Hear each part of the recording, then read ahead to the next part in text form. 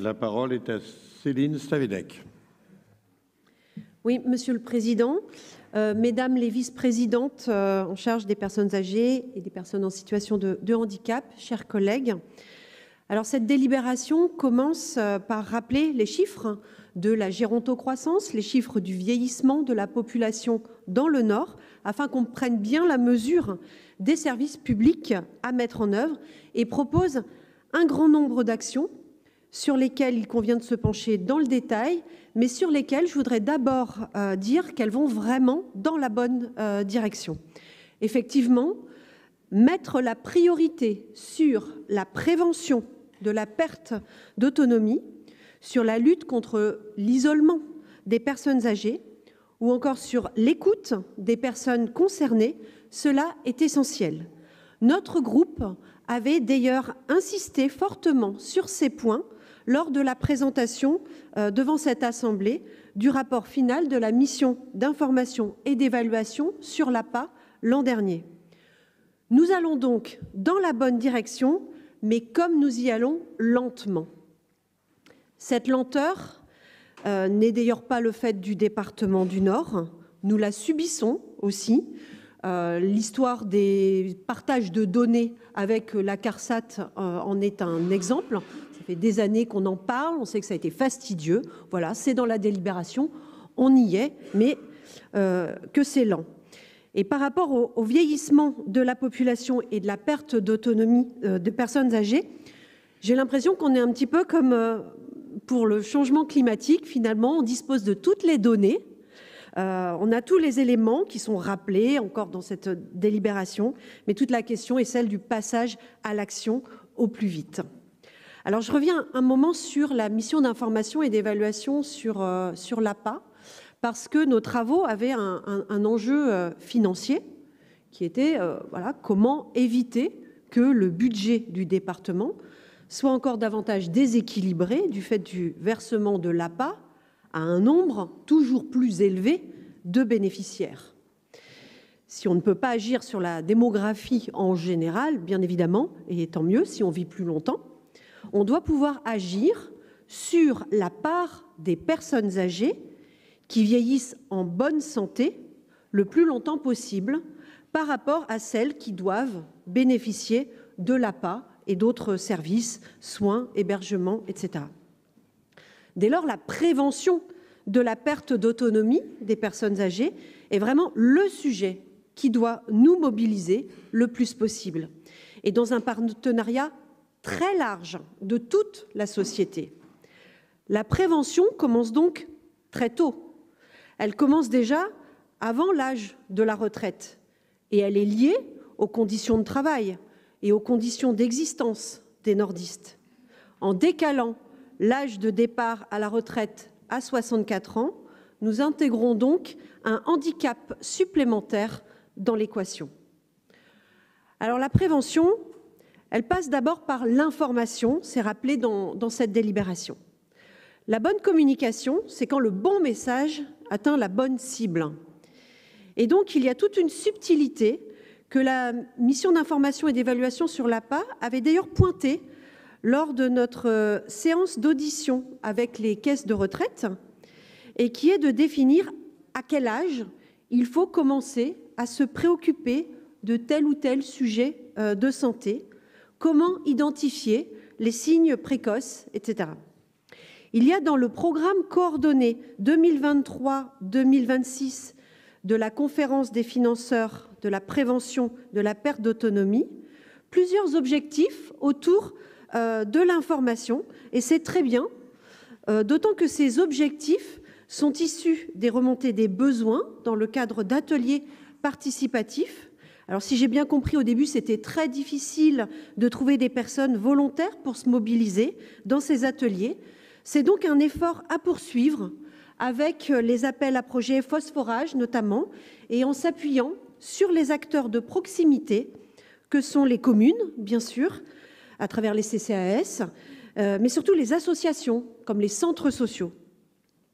Dans le cadre de la MIE sur l'APA, nous avions également pu auditionner M. Libaud. Et je voudrais remettre ici dans le débat deux sujets évoqués avec lui et qui sont curieusement absents de cette délibération, pourtant très riche.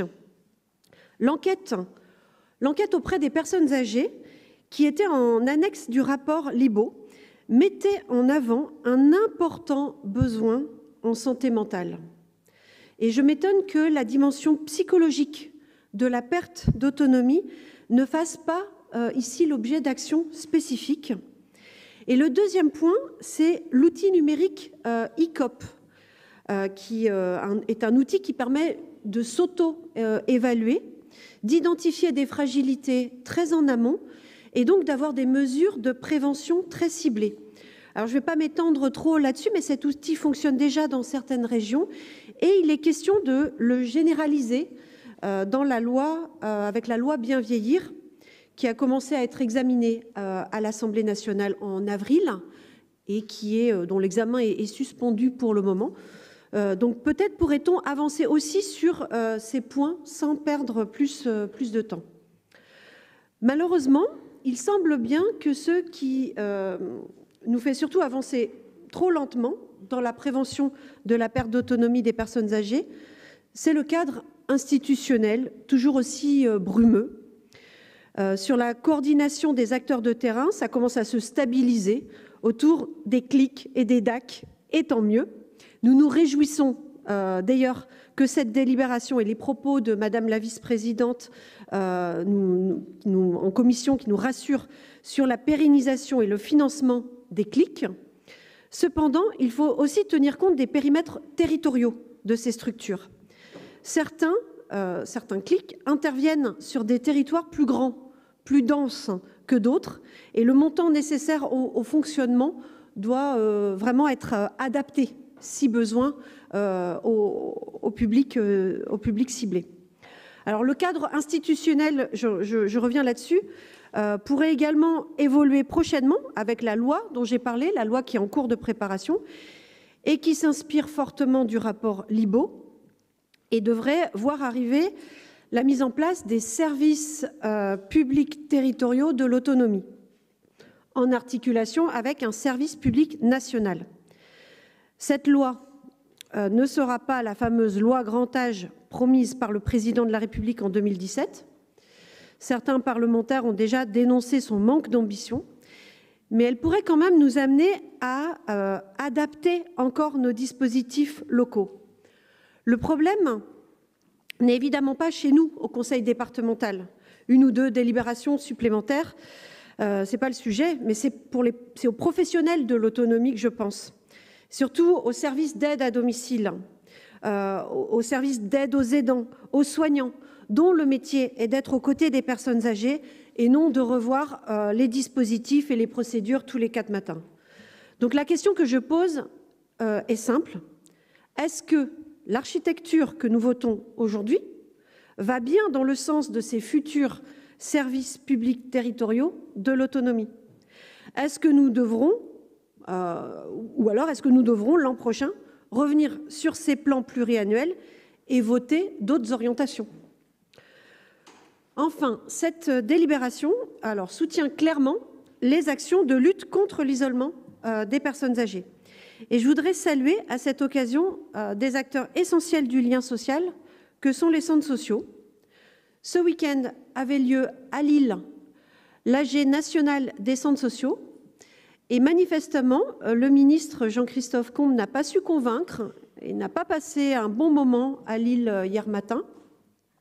J'espère que nous, département du Nord, savons davantage être un soutien infaillible auprès des centres sociaux du Nord, qui sont des acteurs majeurs dans nos territoires, dans nos villes, dans nos quartiers. Ils sont, comme les CCAS, des maillons essentiels auprès du public âgé pour tout ce qui relève de la prévention et du lien social. Ils sont les lieux des ateliers phosphorage la plupart du temps, des lieux d'échange et de connaissances sur l'autonomie. Il faut reconnaître leur expertise et leur action contre l'isolement des personnes âgées. Et je voudrais, pour terminer, soulever 2 sujets dont j'espère qu'ils seront traités, Madame la vice-présidente, dans la catégorie actions innovantes pour lutter contre l'isolement des personnes âgées. Le premier, c'est celui de l'innovation sociale et participative. dont la coopérative Chibani à Roubaix est un bel exemple. Et le deuxième sujet, c'est plus globalement la question des quartiers en politique de la ville, et en particulier ceux qui connaissent des opérations en rue. Comment garantir le maintien des liens sociaux, des liens de voisinage pour les personnes âgées, alors que se jouent des opérations de relogement qui peuvent faire perdre tous leurs repères à des personnes âgées en perte d'autonomie?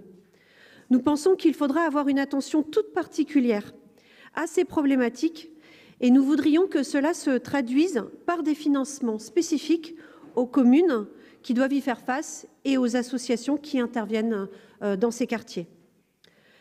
Comme je le disais en commençant mon intervention, le groupe écologiste pense que toutes ces dispositions vont dans la bonne direction. Nous voulons soutenir évidemment toutes les actions de prévention de la perte d'autonomie et de lutte contre l'isolement, et nous voterons donc cette délibération importante. Je vous remercie.